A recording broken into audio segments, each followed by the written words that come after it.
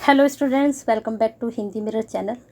आपका फिर से हिंदी मिरर पर स्वागत है। सभी स्टूडेंट्स जो उत्तराखंड ओपन यूनिवर्सिटी के स्टूडेंट्स हैं, हमसे जुड़ जाइए। चलिए, आपका जो हम आज आपके लिए टॉपिक लेकर आए हैं वह है भारतीय राष्ट्रीय आंदोलन। और ये जो आपकी बुक है, जो स्टूडेंट्स बीए सेकेंड ईयर के स्टूडेंट हैं, 202 पेपर है। जिसको मालूम है उनको मालूम ही कि 202 जो आपका पेपर है उसका नाम है भारतीय राष्ट्रीय आंदोलन। ठीक है, और इसमें जितनी भी यूनिट हैं उन सभी यूनिट से आपको क्वेश्चंस बताए जाएंगे। जितने भी आपके खंड हैं, खंड वाइज जितनी भी यूनिट दी गई हैं, अब जैसे यहाँ पर खंड 1 में कितनी यूनिट हैं, 4 यूनिट है। फिर यहाँ पर खंड 2 है। फिर यहाँ पर सभी यूनिट के क्वेश्चंस आपको समझाए जाएंगे कि कौन कौन से क्वेश्चंस आपको तैयार करने हैं। ठीक है, और इसके साथ साथ आपका जो यह पेपर है 202 हिस्ट्री है। तो हिस्ट्री का पहले हम 201 डाल चुके हैं। जिसने नहीं देखी है वह वीडियो, तो आप प्लेलिस्ट में जाकर उस वीडियो को चेक कर सकते हैं। और जो स्टूडेंट्स हमसे जुड़ चुके हैं, सब्सक्राइब कर लीजिए, बेल आइकन को हिट कर दीजिए, जिससे नई वीडियो के नोटिफिकेशन आपको टाइम से मिलते रहें। और लाइक तो बनता है, वीडियो शुरू होने से पहले कर दीजिए, और शेयर भी बनता है। शेयर कीजिए, केयर कीजिए। जब आप शेयर करते हैं तो आप किसी की केयर करते हैं। तो शेयर करना सीखिए और केयर करना सीखिए। और साथ में कमेंट बॉक्स में जैसे आपकी क्वेरीज आनी शुरू हो गई हैं तो क्वेरीज सेंड करते रहिए। आपकी क्वेरीज आएंगी तो वर्क भी होगा। जैसे जैसे आपकी क्वेरीज बढ़ती जाएंगी वैसे वैसे हमारा काम भी बढ़ता जाएगा आप तक कंटेंट पहुंचाने का। चलिए शुरू करते हैं। आपका पहले लेते हैं पहला खंड। चलिए नीचे हम पूरे उस पर ही चलते हैं। पूरी आपका जो है कंटेंट है उसको लेते हैं। वो इंडेक्स था। सीधे सीधे चैप्टर पर आते हैं। भारत में राष्ट्रवाद का उद्भव, कारण व प्रकृति एवं विकास। अब यहाँ पर जो आपको तैयार करने हैं इकाई वाइज हम बताते जाते हैं। एक तो भारतीय राष्ट्रवाद का जन्म कारण कर लीजिए, और यहाँ पर उग्रवादी आंदोलन के प्रमुख कारण क्या रहे। उदार राष्ट्रीयता का मूल्यांकन आप ये प्रश्न कर सकते हो। और बंगाल में उग्र राष्ट्रवाद और बंगाल विभाजन, इन टॉपिक को आप तैयार कर लीजिए। ठीक है, चलिए यहाँ पर भी बता देते हैं, थोड़ा सा इसको देख लेते हैं। यूनिट वाइज नहीं बताएंगे, सीधा सीधा आपको, या यूनिट वाइज भी चलो बताते चलते हैं। पहले यूनिट में आपका जो प्रश्न बन रहा है, प्राचीन या मध्यकालीन भारत में राष्ट्रीयता की भावना। इन दोनों टॉपिक को अच्छे से पढ़ लीजिए, 100% आपका बन सकता है। 19वीं शताब्दी उत्तरार्ध यानी कि पहले राष्ट्रवाद का विकास किस कारणों से हुआ। एक तो 1857 के विद्रोह में राजनीतिक चेतना का विकास हुआ, भारत में आर्थिक राष्ट्रवाद का उदय हुआ, और लॉर्ड लिटन की दमनकारी तथा लॉर्ड लिटन का उदार शासन, इसको आप पढ़ सकते हो। नेक्स्ट है इसमें जो आपका बनेंगे क्वेश्चंस, ब्रिटिश इंडियन एसोसिएशन, और यहाँ पर ईस्ट इंडियन एसोसिएशन और इंडियन लीग के बारे में पढ़ लीजिए। ठीक है, चलिए आगे चलते हैं प्रश्नों पर आपके। और कहाँ से आपकी जो सेकंड यूनिट है वहाँ से किस तरह से प्रश्न आपके निकलेंगे चेक कर लेते हैं, एक बार गो थ्रू कर लेते हैं। यहाँ पर यूनिट पर हम आ चुके हैं। सेकंड यूनिट का आपका नाम है, चलिए देख लेते हैं, प्रारंभिक दिनों में कांग्रेस की मांगे तथा उदार राष्ट्रीयता का मूल्यांकन। इसको अच्छे से पढ़ लीजिए, यहीं से आपका प्रश्न बनेगा। फिर यहाँ पर जो टॉपिक्स हैं इनमें से देख लेते हैं कौन कौन से टॉपिक आपके बन सकते हैं। एक तो इसमें आपका टॉपिक 1982 का इंडियन काउंसिलिंग एक्ट और कांग्रेस, इसको आप तैयार कर सकते हो। और उदार राष्ट्रवाद का मूल्यांकन, इसमें आप देख लीजिए सरकार की अन्यायपूर्ण नीति में बदलाव लाने में कांग्रेस की असफलता। ये 3-4 टॉपिक हैं, इनको आप अच्छे से पढ़ लीजिए। अब चलते हैं नेक्स्ट यूनिट पर। नेक्स्ट यूनिट में जौन से टॉपिक हैं उनको भी अच्छे से आपको बता देंगे, लेकिन जो आपको टॉपिक बताए जा रहे हैं उनको भी आप अच्छे से पढ़ लीजिए। चलिए देख लेते हैं इसमें प्राचीन भारत में राष्ट्रवादी भावना का विकास। ये आप पढ़ चुके हो, इसको भी थोड़ा सा पढ़ लीजिए क्योंकि प्राचीन और मध्यकालीन अभी मैंने आपको बताया ही था। स्वामी विवेकानंद और रामकृष्ण मिशन के बारे में अच्छे से पढ़ लीजिए। थियोसॉफिकल सोसाइटी, यहाँ से प्रश्न हमेशा पूछा जाता है।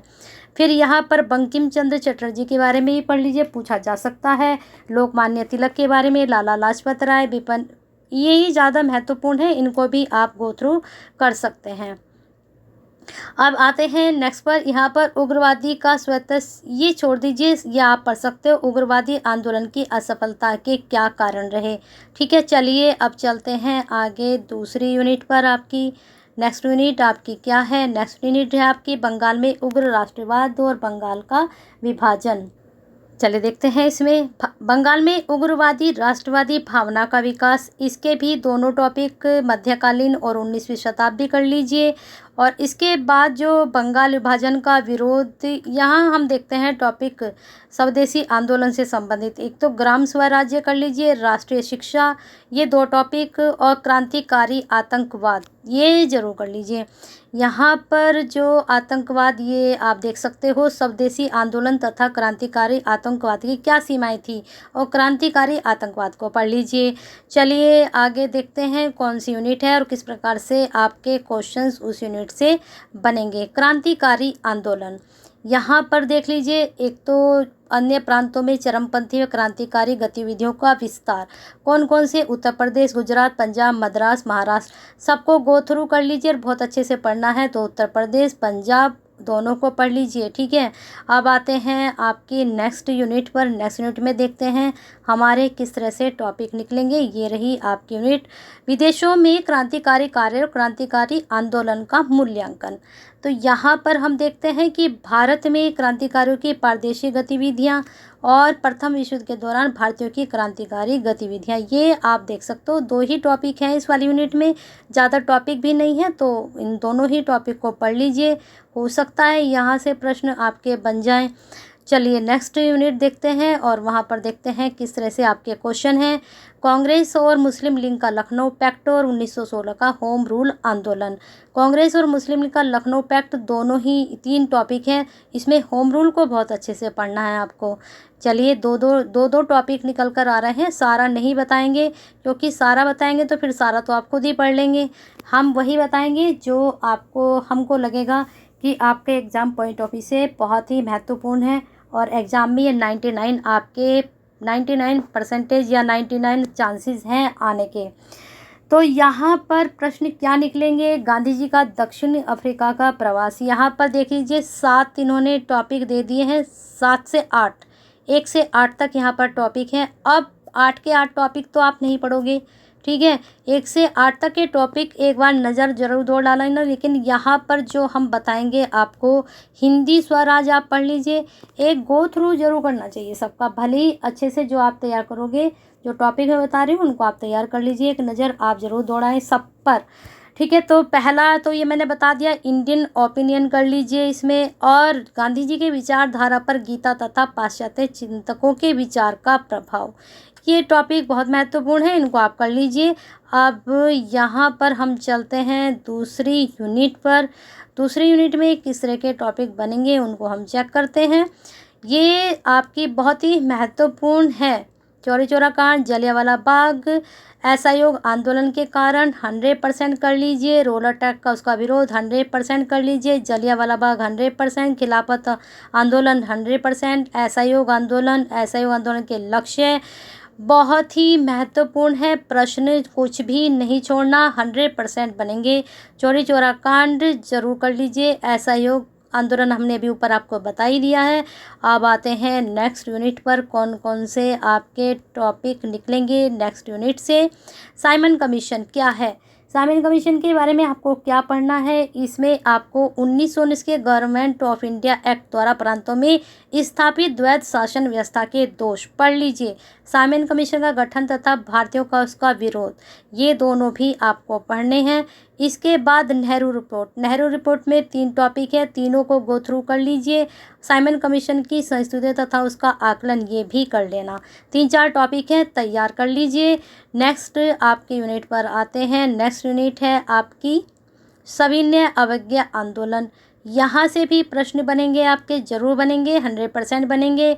एक तो आपको अंदर, ये तो छोड़ दीजिए, ये पढ़ लीजिए, सविनय अवज्ञा आंदोलन का विस्तार, आर्थिक पक्ष, राजनीतिक पक्ष, तीनों टॉपिक को गो थ्रू करिए। फिर गांधी इरविन समझौता, उसके गुण और दोष पढ़ लीजिए।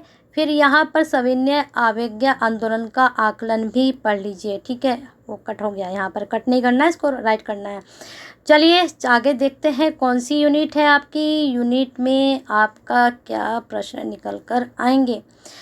राष्ट्रवाद का गांधी युग 2, तो यहाँ पर देखते हैं, यहाँ पर 1935 का भारत सरकार अधिनियम, कौन कौन से प्रश्न बनेंगे यहाँ पर। 1935 वाले में प्रस्ताव रहित अधिनियम, अखिल भारतीय संघ की योजना, और यहाँ पर इस योजना का मूल्यांकन आपको पढ़ना है। प्रांतीय स्वायत्तता, इसके बारे में 4 टॉपिक इन्होंने बता दिए हैं, इन चारों को ही पढ़ लीजिए। अगर चारों नहीं पढ़ पा रहे हैं तो कार्यपालिका और शक्तियाँ तो जरूर पढ़ लीजिए। केंद्र में द्वैध शासन की व्यवस्था 100% कर लीजिए। विधानमंडल का विस्तार 100% कर लीजिए। संघीय न्यायालय की स्थापना 100% कर लीजिए। आगे आते हैं आपके नेक्स्ट यूनिट पर, क्या है नेक्स्ट यूनिट में कौन से टॉपिक आपके लिए बहुत महत्वपूर्ण रहेंगे। एक तो भारत छोड़ो आंदोलन की पृष्ठभूमि, 8 टॉपिक यहाँ पर हैं। अब 8 टॉपिक में से क्या पढ़ें, सारा नहीं पढ़ा जाएगा। 8 टॉपिक में चलो नीचे से शुरुआत करते हैं। क्रिप्स मिशन 100% कर लीजिए, और द्वितीय विश्व युद्ध 100% कर लीजिए। डोमिनियन स्टेटस की घोषणा और अगस्त प्रस्ताव कर लीजिए। 3-4 टॉपिक हैं, 8 में से 3-4 आपके आधे कम कर दिए हैं। अब भारत छोड़ो आंदोलन का जो प्रस्ताव है, इसमें क्या पढ़ना है, भारत छोड़ो आंदोलन का प्रारंभ, प्रगति एवं घटनाएं। ठीक है, चलिए आगे चलते हैं। प्रश्न आपके किस तरह से बनेंगे नेक्स्ट यूनिट में से। नेक्स्ट यूनिट कौन सी है, यहाँ पर देशी राज्यों में राष्ट्रीय आंदोलन क्या है, आधुनिक शिक्षा का क्या प्रभाव, फिर देशी राज्यों में नवीन मध्यम वर्ग का उदय, फिर यहाँ पर नेक्स्ट हम देख लेते हैं देशी राज्यों में अत्यधिक भू राजस्व। देख सकते हैं इसको, जूनागढ़ राज्य का भारत में विलय। ये तीनों ही विलय देख लेना है, इसमें से कोई सा भी एक विलय आपसे पूछा जा सकता है। अब आगे आते हैं आपकी नेक्स्ट यूनिट पर, कौन से क्वेश्चंस आप